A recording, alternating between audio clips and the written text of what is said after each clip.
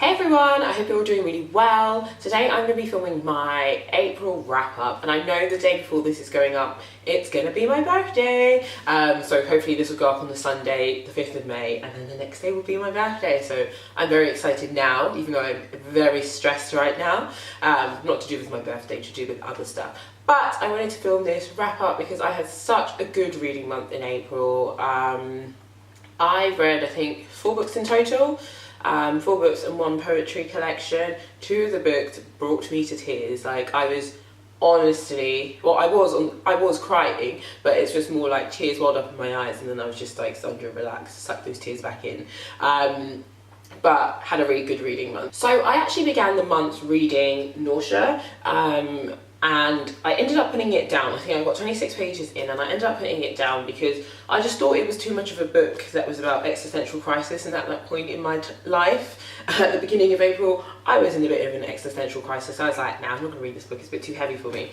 But what I did do was move on to a heavy book, but one that was more heavy emotionally rather than actually heavy and sort of dense to get through, because this is quite a dense book. It reminds me a lot of that book by Kafka, but I just can't remember which one it is now. It's not Metamorphosis, because I've not read that one, but it's the other one.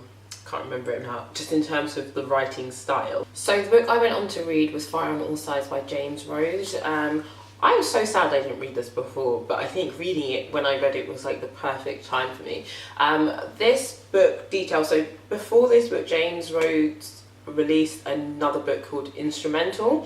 He is a pianist. I think he's quite well known, I guess, if you're really into music. And in this book, he's basically, I think in Instrumental, he talks a lot about his childhood. His childhood featured a lot of sexual abuse, and I think it was just about him, I guess, navigating his life after that, and sort of how he came to be a musician, because for a musician, he, I guess, became a musician really late, for a pianist anyway. So I think Fire on All Sides is more, it's a memoir, but it's more talking about his life at a certain point in his life, and I think a lot of it also assumes that you've read Instrumental, but you don't have to have read it in order to read this book. It's basically talking about, I think it's his life in the space of maybe a year to 2 years, and sort of the aftermath of, I guess, marriages, a kid, and sort of how his life is doing right now. It basically is a look at depression, a look at sort of self-harm, a look at his sort of life as a musician when he's on the road.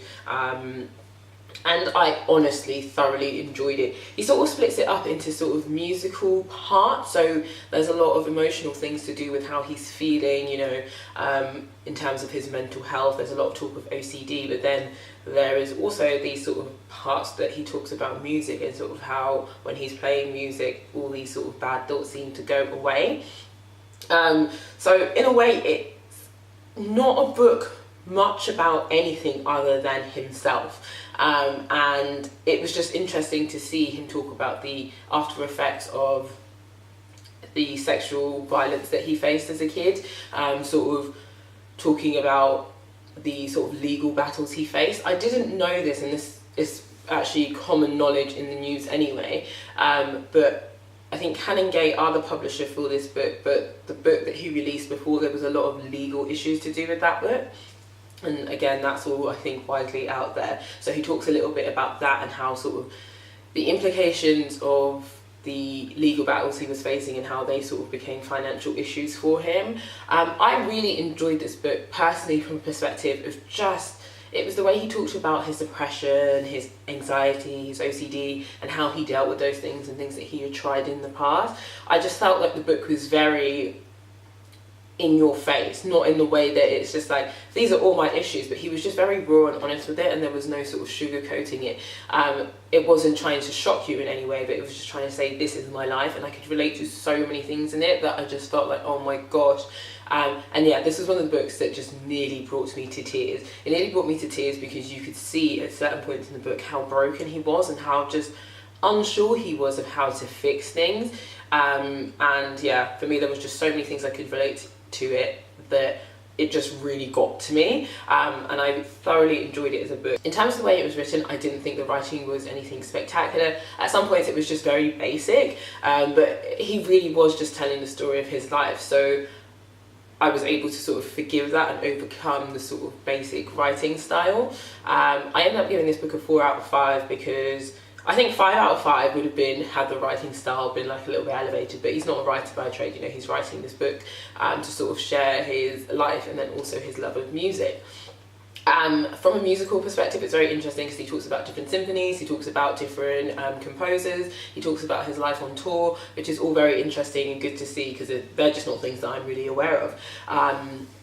But it was definitely an emotional journey. So I would definitely, if you want to read this, I would encourage it, but I would, I guess, caution you. A lot of trigger warnings in terms of sexual assault, violence, you know, self-harm, OCD. Just take care of yourself when you're reading this book. It's a really, really good book, and I'm really glad I read it.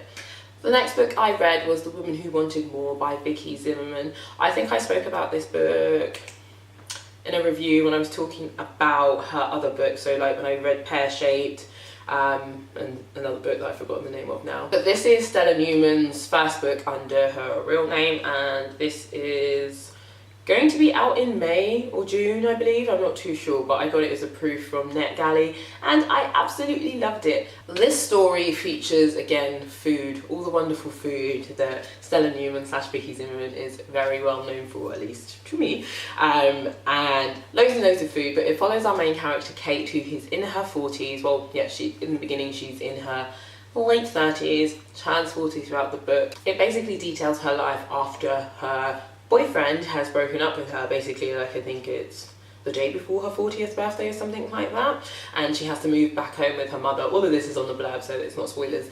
And it details sort of her journey through this heartbreak, but also coincidentally she is volunteering at a old people's home, and there she gets to meet a character who is quite the character. Her name is Cecilia, or Celie, I can't remember now. And, oh, sunlight change. The lighting is messing with me, but we're going to continue nevertheless. So she ends up volunteering at this old person's home and ends up sort of making friends with this old lady, Celia, who basically lends her this book, which is amazing, which is basically a book which gives you recipes for different events, things in your life. So, you know, a book if you want to make someone your husband, a book if, you know, I don't know, your family, you have a family argument, just loads of different scenarios, and there's a recipe for that. There's a meal recommendation and there's a recipe for it, and it's really cool. And, you know, they start to form this bond. But what is really unique and special, I guess, about this book is the information or advice rather, that Kate gets from Celia in terms of her life and what is actually going on with this boyfriend who has dumped her. I don't want to say anything more than that because then it just ruins the book, but essentially it's a journey. What I liked about this book was the character of the boy who dumped her, the man who dumped her, sorry, because in a lot of books like this where, you know, a man has just dumped a woman unexpectedly, it's always painted as the guy is the really, really awful character. He's a very, very bad person. And in this, he's not a bad person. He just seems to be a very confused person, someone who's unaware of what is going on, which is fine. It's more Kate's reaction to it and how she deals with it, and how other people are sort of getting her to focus on really seeing like what is behind her relationship and whether she was ever really comfortable in that relationship or happy, or whether she was just settling. And I think that's so important. I think sometimes in life, you think that, you know, in order for someone to break up with you or for you not to be together, that person has to have done something really, really bad. What I liked in this book was that he wasn't like this horrible person that just did these really horrible acts. It was just more like, this isn't the person that's right for you. You probably could be with them for the rest of your life, but actually take a look at your life and see if this is what you want. I thought that was really important because then it really took away from the aspect of the story being about him and any of the deeds that he's done, to a journey being about her learning and sort of learning to appreciate herself and, you know, what that meant for her later in her life. As always, it featured loads of the food elements. I loved this sort of bond between Kate and Cecile. The old lady was rude as fuck. Like, I don't know how Kate kept going back to that old person's home, because if that was me, I'd be out of there. But it was really nice to see them build a bond, and there's a lot of storytelling in this as well, a lot of telling, Cecile telling Kate about her past and just different things that have happened in her life. Really sad ending. Well, not really sad, you already know really what's going to happen, but you know, it's still sad. And then you finish the book and you read sort of, I guess, the acknowledgements and things like that, and I won't spoil that, but there was a nice sort of little surprise to that, and I felt after reading that it made the book a lot more personable, and I really enjoyed that. But yeah, I would say it's still in the same sort of range as the Stella Newman books, but it's a far cry away from here is a man who said that you look really fat or keeps repeatedly fucking you over. It's more like an exploration of the self and the lady and what is she going to do with her life now. The next book that I finished was Normal People by Sally Rooney. I gave this a 2 out of 5 stars. Honestly, I feel like if I had picked this book up and not heard any of the hype of it, I probably would have given it 3 stars. The only reason I gave it 2 out of 5 is because simply, like, I'd heard so much about this book, I was really looking forward to reading it, and then I just read it and I was just like, what? The book follows 2 characters, Marion and, what is the boy's name now? Connell. They're growing up in Ireland. Marion is our middle class girl, and then Connell is our working class boy. Connell's mum cleans the house, cleans Marianne's house, and that's how they know each other, but they also go to the same school. For some reason that is never ever explained, which really, really annoyed me, Marion is like this outcast at school. I don't know why. There's something to do with her family. Her brother is, I don't know, a weirdo, a bully to her, but it doesn't seem as if there was anything ever that her brother did that made the family so weird on the outside, or anything that she did. Everyone just avoided their family. Anyway, it follows these 2 characters through secondary school, through when they move to uni, and I guess just a little bit after. It's that exchange and movement through life when you move from secondary school to, I guess, sixth form to university, sort of how friendship group changes, feelings change, and you know, the way you think about people changes.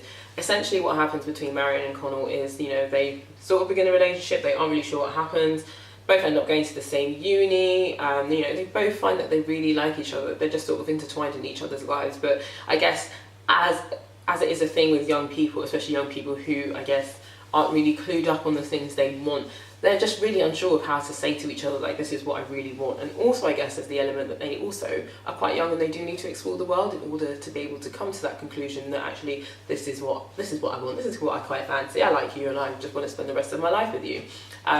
So we basically follow them through this journey, you know, Connell working, Marion not working, Marion with her middle class friends, her friends being odd, doing odd things, loads of jealousy, loads of rage, it's back and forth, back and forth. That's essentially the story. And there's nothing wrong with a story like that. Personally, I would have enjoyed and loved a story like this when I was around like 16, 17. I think it's a very pleasant read. It's very easy to get through this book. That's one thing I'll give it. I kept turning the pages because I was really enjoying the atmosphere and it wasn't dense or anything like that. It's just more, nothing ever happens in this book, which is fine. I would say this about books when I talk about nothing happening in them. Not every book has to be plot driven, which is perfectly fine. It just seems that you go around in these circles and then there's no conclusion, there's no end. Marion's character development is incredibly poor. Like, she just doesn't change from, like, she changes in the way that, you know, she was unpopular and now she is popular, but I don't really think that is a change in her character as if, you know, she worked on anything or as if there was anything wrong with her. It's just more the situation that you move into different situations and you get on with different people in different parts of your life. That's just common sense, really. But it just seemed from beginning to end, there was no development in her character. We were always given this thing of, you know, she's just this really mysterious girl, but you're not really sure as to why people in her school didn't even like her. And honestly, the way that book was pointed out, painted, you would think only 7 people went to that school or something. I was just a bit confused, but maybe only 7 people did go to that school, secondary school. I don't know. And as for Connell, like, to be honest, there was nothing wrong with either of the characters. She was okay, he was okay. Nothing special about them, but you know what, books don't have to be written about special people. But there was really no story there. It was just really pleasant. You could maneuver through the story, you could finish it and you walk away thinking, okay, cool. Connell probably had a little bit more character development than Marion, but also not really. He was bloody dull and just like really confused. And I guess what the book tried to also include was, you know, some touches on mental health and things like that. There are elements where it touches on BDSM, but I kind of don't even want to mention that because it seemed to sort of want to touch on it and then just move away from it. There are parts in the story where I guess Marion as a character is exploring BDSM, but what I didn't like was the way it was trying to sort of say her sort of dark past or her family, you know, dynamic is what's making her want to explore this element of control, because the two could be completely not related. They could be related, but because I feel like the book doesn't make that connection very explicit, I think it's a very dangerous premise to sort of make it seem like because she's facing certain things in her life, or she has faced certain things in her life, that's why all of a sudden she likes BDSM stuff. It was, for me, I was just like, no, there has to be a good proper talk of like, you know, consent, and I guess, you know, not even exploration of her mental health, but I just thought the book is trying to join these two things together which aren't necessarily true, and people reading it might then start to think that's what, you know, BDSM is rooted in, and it's just like, that's not true. Overall, I didn't really have any thoughts about the book. Like I said with the BDSM thing, I also felt this about what it was trying to say about class. I don't really know much about class in Ireland, so don't know, but I just felt like it was trying to make some sort of comment about class in Ireland, but then it just never really fully got there. So then you're just a bit like, either keep it in and, you know, get your point across, or just remove it completely, because it didn't really help the story flow. The thing with Connell and Marion being from two different classes wasn't a huge thing, because it seemed more that they didn't get along because they both couldn't talk about their feelings, rather than she thought she was better than him, because she never really thought that. If anything, most of that was in his head. So yeah, 2 out of 5. I don't know if I'll ever read her Sally Rooney book again. I have read 2 of hers now, and I know she has that one other small book, Mr. Salary or something, out, but personally for me, I'm not going to bother reading that. The next book I read after that, or rather the next book I finished after that, was I Am Nobody's Nigger by Dean Atta. This is a poetry collection. I gave this a 3 out of 5. I really enjoyed some of the poetry in this, however I felt a lot of it probably would have sounded better if it was spoken out loud. But there is something about Dean's writing that I just really like, because a lot of his writing, I guess, is about him being a gay man, it's about love, it's about living in London, it's just about, I guess, being a black man as well. There are so many themes that run throughout this that I was reading it and I was like, I really, really like this. I just think the writing could have been sharpened a little bit, and then I would fully love it. But honestly, I don't have anything more to say about it. It's not a long poetry collection, it's not a bad poetry collection. There are certain poems I read in there that I really connected with and that I really liked, or at least they made me feel something. But I think with a little bit more, I guess, refining maybe, his poetry is going to be absolutely stellar. So whilst I don't have much to say about it, I didn't dislike it, I didn't love it, I really just liked it and I thought it was good, and I think it's good enough to recommend that people read. The next book I read was Earth Abides by George R. Stewart. So this is a sci-fi book. So when I first, loads of dust. When I first started reading this book, I think I got like to 63 pages in. And I was like, surely this book must be done now. And bear in mind, this book has 312 pages. This book is about a plague that destroys most of the human race, and our main character, Ish Woods, is actually on some sort of, I want to say retreat, but he's not on a retreat. He's, I guess, camping or just doing something away from civilization to do for uni, in like the woods or something. Comes back from this, you know, drives into town and finds that like there's barely anyone here, like something has just completely wiped everyone out. So between like pages of like 1 to 63, he's just driving around alone and basically driving out as far as he can to explore like what's happening. Along the way he does meet some people, etc, etc, decides he's not really going to stay with them or whatever. He ends up meeting a lady who I guess he really likes. I think really likes. It didn't feel like to me that they really liked each other. It was just more that they were comfortable with each other. They didn't hate each other. There was not really anyone else around, so why not? And basically they begin to rebuild civilization. Except I feel like saying they begin to rebuild civilization is a really huge thing to say, because I don't think that's what they set out to do. They just begin to create a community around them. And when I first started reading this, I was just like, nah, I'm not really sure about this. And I did speak about that in my currently reading, but the more I read this, the more I actually really enjoyed it. I liked what it was getting me to think about and how like thought-provoking it was. And I guess honestly, one of the best things about this was seeing the fact that he was in a world where, you know, technology was flourishing, it was booming, but then him and his wife, along with friends they make, end up giving birth to kids who are just going back to basics. They aren't aware of any of, I guess, the benefits of modern life. So then they're going back to the old way of life, and to them, their parents seem weird, and their parents are like the last Americans standing. So basically, yeah, it's about Ish and his wife. I can't remember her name for the life of me. It was just so bad.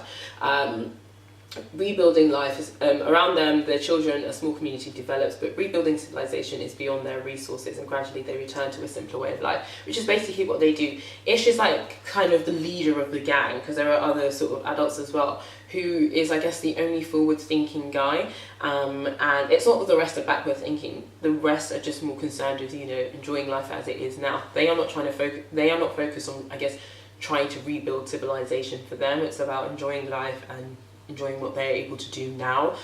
So, you know, eventually cars stop running. They, you know, they forage for food in the sense that they'll just go to like supermarkets and just raid the warehouses and things like that. And what I thought was interesting about this book was the way it talked about, I guess, animal life as well as human life. So, you know, during the time that Ish and his wife, I think her name's Stephanie actually now, are together, like, I think there's like an infestation of ants, rats, I don't know, some other animals like dogs and cats, and it's just also a really good commentary or way of looking at how the animal cycle develops, and how, you know, without certain animals in place, or with certain animals being able to sort of roam free, what that means for I guess the ecosystem of animals as well. But yes, back to our character here. She seems to be the only one that's really sort of concerned with, I guess, the future, not in the way of like now, you know, sort of, you know, not damaging the planet and things like that, because they're so aware of the fact that they're such a small community, they don't really have to worry about that. But it's just more, what are our future kids going to do? So he's the one that sometimes tries to teach kids, you know, tries to teach them little tricks that they can sort of survive in life. And then eventually every single year they sort of have a ceremony to mark the year. And what I liked is they decided to get away from the whole sort of, I guess, calendar year thing. They still seem to follow the calendar year in a way, and they would mark it every year with an event that was significant for that year. So then it would just be called like the year of the dog or the year of whatever. So whilst not much happened in this book, I don't think, well, a lot did happen in this book. I think what I liked the most about it was that it was actually genuinely quite thought-provoking. I think I ended up giving this a 3 or 4 out of 5, I'm not sure. So I'm really glad I read this, because even though I was hella bored in the beginning, it has prompted me to think about so many things, and just day to day, like what I find myself thinking about, like society, or just... My camera just cut and I'm really not sure where it cut off at. So I hope it cut off at after I finished talking about Earth Abides. I'm not really sure. Anyway, the final book that I read this month was Half a World Away by Mike Gale. Oh, this was the book that had me in all the tears. Except I was reading the bit with all the tears, like on the train, and even though the train was empty, I just didn't want to cry on the train, so I was like, suck those tears back in. And then when I came home and read the other bit, I wasn't crying, but very much reduced me to tears.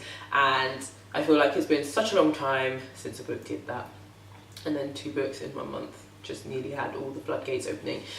So this book is about Kerry and her son Kian, and then her getting in touch with her adopted, he was adopted, yes, the brother was adopted, her adopted brother, Joseph, is it Joseph? Jason/Noah. And it's basically about them two coming together after being apart for a very, very long time. And for our character Jason/Noah, it's about, you know, I think he is a mixed race boy. He definitely is a mixed race boy who has been brought up by a white family, so he does have 2 white siblings, and you know, he's had a very privileged upbringing, very lucky life. He's in a family that absolutely adores him. He's always known he's adopted. but didn't know the circumstances surrounding it. And then one day gets a letter from his sister, and from there the relationship just grows and continues to blossom. What I loved about this book is that it felt so bloody real. I just cannot fault Mike for the sort of realness of the characters. They felt like people who would be present today. It felt like a situation that, had it happened right now, you could understand the emotions, the feelings, the decisions that all these characters took. It was a very like wholesome book in the end as well. So, you know, he begins this sort of relationship with his sister, but we're dealing with a man who has never been aware of his upbringing, has never bothered to search it out because he's too scared. He's having some marital issues. You know, he has a family of his own now. And I guess the introduction of his sister Kerry, who, because she's such a wonderful, wholesome, funny, caring, loving character, he is able to sort of open up to her, which is very nice. But then, as all things go in life, apparently, you can't have good things without having bad things. So without spoiling what happens in the book, you know, there is a tragedy, and we sort of have to look at how everyone in the book deals with that. What I liked about the book was there was this talk of the differences, of the stark differences between the two characters. The fact that, you know, their family had been split apart, but Kerry, the sister, went on to stay in a children's home, whereas Noah was, you know, adopted by a very wealthy family. So you initially think maybe because of their class differences that, you know, they're really not going to get on well. But what I liked about this book, in, you know, comparison to something like Normal People, was there was the obvious talk of, you know, they are from two different classes, but after that it was like, this is fine. There was the talk of sort of navigating, you know, the search for different parts of their family, and how aware Kerry was of the world that, you know, she grew up in, and how you speak to people in that world, and then Noah, how he was in the world that he's in. He's a barrister, by the way, and how you speak to people in that world. So it's very interesting. In a roundabout way, if you read the book, their lives come together, their experiences of different people from different walks of lives makes it really good for them to have each other by their side and navigate like different situations.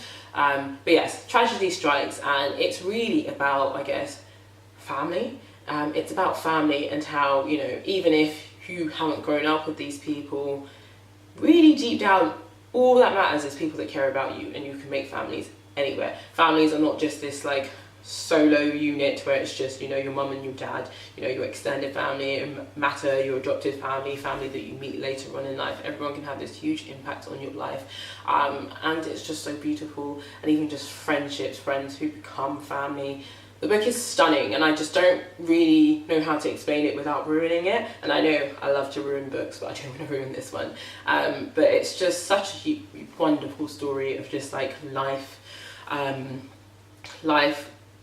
grief, tragedy. It's very good, and you know, it's very light-hearted fiction. But I've read a lot of Mike Gill books before, so when this was coming out, I was like, I would really like to see like what his new stuff is saying, and I absolutely loved it. So again, I don't think this book will be out until like June or something like that, but thoroughly enjoyed it, and definitely recommend it. So that is it for today's video. I hope that was helpful. I know this video is already way too bloody long, don't know what to do about it, but okay. But I hope some of these books sound interesting to you. If you'd like to know any more about them, just leave me a comment below. I'd be happy to answer any questions, and I will see you in my next video. Bye!